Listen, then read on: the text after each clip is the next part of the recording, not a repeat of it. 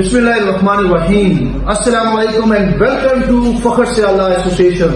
तो दोस्तों, आज का टॉपिक हमारा है तकसीम जायदाद। चूंकि हमारे चैम्बर्स पे बहुत सारे क्लाइंट ऐसे आते हैं, कुछ जूनियर लॉयर्स भी आते हैं जो तकसीम जायदाद के बारे में इंफॉर्मेशन लेते रहते हैं, लेकिन चूंकि ये इश्यूज बहुत ज्यादा आम हो चुका है, इसलिए सोचा कि आज आपको पाकिस्तान के एक नामवर जो वकील हैं, जो एडवोकेट हैं, जो डिस्ट्रिक्ट बार खानेवाल के एक्स प्रेसिडेंट भी रह चुके हैं, and he is a very competent lawyer, so I would like to meet Khan Ajmal Khan Bhutta, advocate. अस्सलाम वालेकुम। जी वालेकुम अस्सलाम। क्या हाल है भाईजान? ठीक ठाक है? अल्हम्दुलिल्लाह बिल्कुल ठीक ठाक। हमारे बहुत सारे जूनियर दोस्त हैं जो मुकला हैं, और खासतौर पे ऐसे साइड जिनको ये इश्यूज होते हैं तकसीम जायदाद के बारे में। जी तो काइंडली इनको इन्फॉर्मेशन दें ताकि अवेयरनेस हो कि इसका प्रोसीजर क्या है according to law. Thank you मार फखर सयाल साहेब। वेलकम भाईजान, थैंक यू। सब दोस्तों को अस्सलाम वालेकुम। आज का जो गुफ्तगू का टॉपिक जनाब वाला ने तजवीज किया है, उस हवाले से कि तकसीम जायदाद क्या है और उसका प्रोसीजर क्या है। सबसे पहले तो जायदाद देखनी है कि कितनी किस्म की जायदाद होती है। ठीक है। जायदाद दो किस्म की उसको हम तकसीम करते हैं।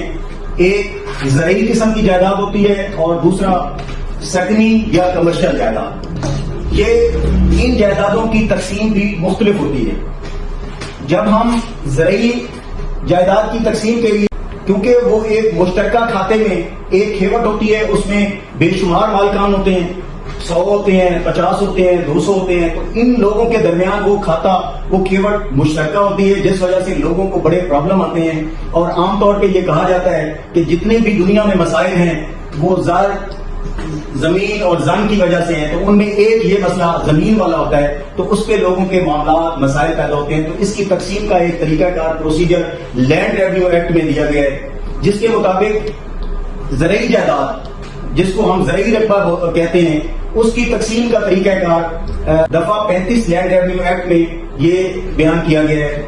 उस हवाले से मैं पहले तो ये बताऊं कि इसके लिए क्या क्या चीजें जरूरत होती हैं। उसमें सबसे पहले जो बंदा तकसीम करवाना चाहता है जायदाद को, वो जमाबंदी, डिटेल से जमाबंदी जो होती है, जिसमें खसरा नंबरान, बरबा नंबरान और तमाम मालिकान की तफसील होती है, तो वो जमाबंदी कंप्यूटर सेंटर से हासिल करेगा, या अगर कंप्यूटर रिकॉर्ड नहीं हुआ तो फिर वो पटवारी से हासिल करेगा। उसके साथ पटवारी हल्का से खसरा गिरदावरी लेना पड़ेगी। और इसके साथ एक चीज और बहुत जरूरी होती है, वो होता है अख शजरा पार्चा, जो उस रकबे के बारे में नक्शा होता है, उस जायदाद का वो एक प्रॉपर नक्शा बना के पटवारी देगा। इन 3 चीजों की जरूरत होती है उस तकसीम जायदाद के लिए। फिर एप्लीकेशन दरखास्त तैयार करवाने के बाद उसके साथ ये डॉक्यूमेंट्स लगवा के आप असिस्टेंट कलेक्टर, जो उस इलाके का असिस्टेंट कलेक्टर ग्रेड 1 होगा, उसके पास वो दरखास्त पेश की जाएगी, जिसमें ये डॉक्यूमेंट शामिल होंगे। उसके बाद उसका एक प्रोसीजर है, उसको तकसीम के लिए वो नोटिस जारी करेगा, लिफाफा रजिस्ट्री है, फिर अखबार इश्तिहार है। जो उसमें मालिकान, मुश्तरका मालिकान में से कोई आ जाएगा तो वो उस दरखास्त को अपोज भी कर सकता है। अदरवाइज वो इस प्रोसेस को अडॉप्ट करने के बाद फिर वो उसको तकसीम के लिए उससे जो जिसने एप्लीकेशन गुजारी है उससे वो वनडे तजवीज करवाएगा कि आप अपने जो आप वंडा बनवाना चाहते हैं उसकी आप तजवीज पेश करें। जब तजवीज आ जाती है तो फिर उसके बाद मुतल्लिका जो असिस्टेंट कलेक्टर ग्रेड 1 है वो भेजता है पटवारी के पास एक रोककर कि आप अलिफ बे जीम नक्शा वो बनाकर भिजवाएं। पहले वो नक्शा जब आएगा अलिफ बे जीम, तो उसके बाद जो असिस्टेंट कलेक्टर ग्रेड 1 होता है उसकी ये ड्यूटी में शामिल है कि वो उस रकबा, उस जायदाद का जाके मौका मुलाजा करे। मौका मुलाजा करने से उसको उस जायदाद के बारे में पता चलेगा कि इसका कब्जा किन किन लोगों का है मौके पे, उसकी हैसियत और नोयत क्या है, और उसके बारे में जो वहां पे रिहाइश अगर किसी की है उसको, ये सारे अमूर को मद्देनजर रखते हुए फिर वो अपना आके पार्टीशन का, तकसीम का वो फैसला करेगा और वंडा जात मुरतब करेगा। ये उसकी ड्यूटी में शामिल है कि वो तमाम जो उसमें मालिकान है उनके वंडे वो अलग अलग तरतीब दे, उसको कंफर्म करे।